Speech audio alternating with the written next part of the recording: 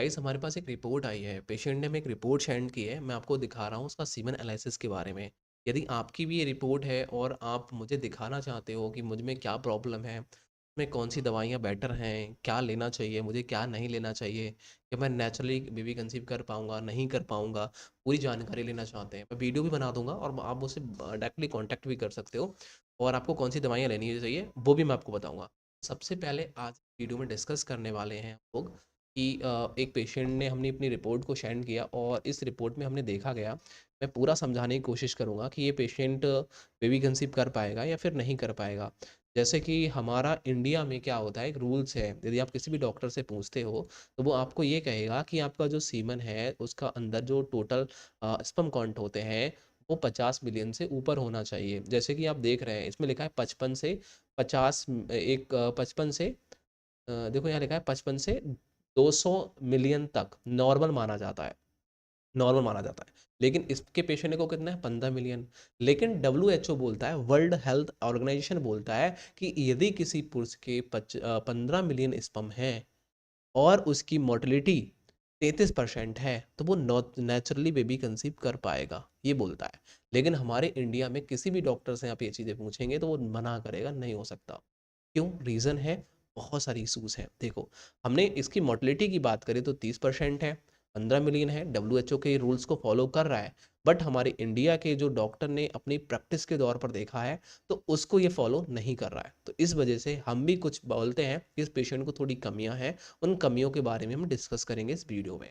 आज की वीडियो में देखो, सबसे पहले हम बात करते हैं इस पेशेंट की वैल्यूज़ कितनी थी इस पर एक बार में डोनेट करने की। 2.5 ml बहुत बढ़िया है, कर रहा है, अच्छा है। ठीक है, सारी साथ वेज भी है, नॉर्मल भी है। 30 मिलियन आफ्टर पहले इसको पहले हो जा रहा है, लिक्विड फॉर्म में चेंज हो रहा है, अल्कलाइन है, ठीक है, बढ़िया है। और साथ ही साथ स्पर्म काउंट 15 मिलियन है, लेकिन होना कितना चाहिए, यदि 40 मिलियन से ये ऊपर होते और भले ही ये 33% होते या 30% भी होते तो भी ये चल जाता। ठीक है। और इसमें देखो सिग्रेसिव मोर्टेलिटी 5% है एंड नॉन मोर्टेलिटी 65% ऐसे स्पर्म में जो मरे हुए हैं इस पेशेंट के, हमने ये देखा। और साथ ही साथ इसके पस सेल्स 2 से 4 2 से 3 है तो ये नॉर्मल मानेंगे, 5 तक नॉर्मल माना जाता है।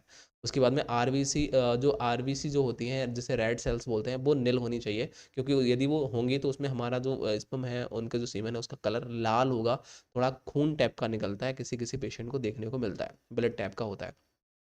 तो ये एक रिपोर्ट थी जिसके बारे में मैंने डिस्कस की। अब इस पेशेंट को क्या लेना चाहिए, क्योंकि इसको क्या है, सीमन, अब सीमन में सिर्फ स्पर्मों की संख्या बढ़ानी है। तो कैसे बढ़ाएगा? एक फर्टिशोट एम के नाम से टैबलेट आती है, वो दिन में एक बार लेगा।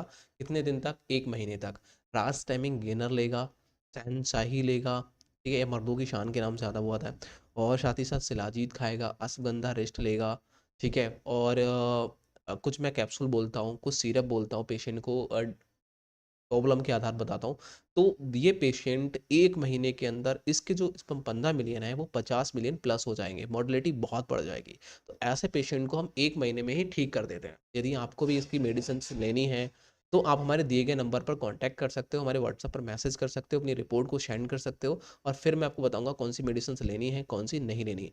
इस पेशेंट को ज़्यादा महंगी दवाइयाँ देने की आवश्यकता नहीं है। इस पेशेंट को बस 3,000 तक की दवाइयाँ पड़ेंगी, मतलब 100 रुपए की एक दिन की दवाइयाँ होंगी जो सुबह शाम आपको यूज करनी है। तो आप चैनल को सब्सक्राइब करो एंड वीडियो को लाइक करो। कोई प्रॉब्लम्स है, कोई क्यूरी है तो हम उसे कमेंट करके या फिर मेरे व्हाट्सएप पर आप भेज सकते हो। Thank you, thank you, thank you so much.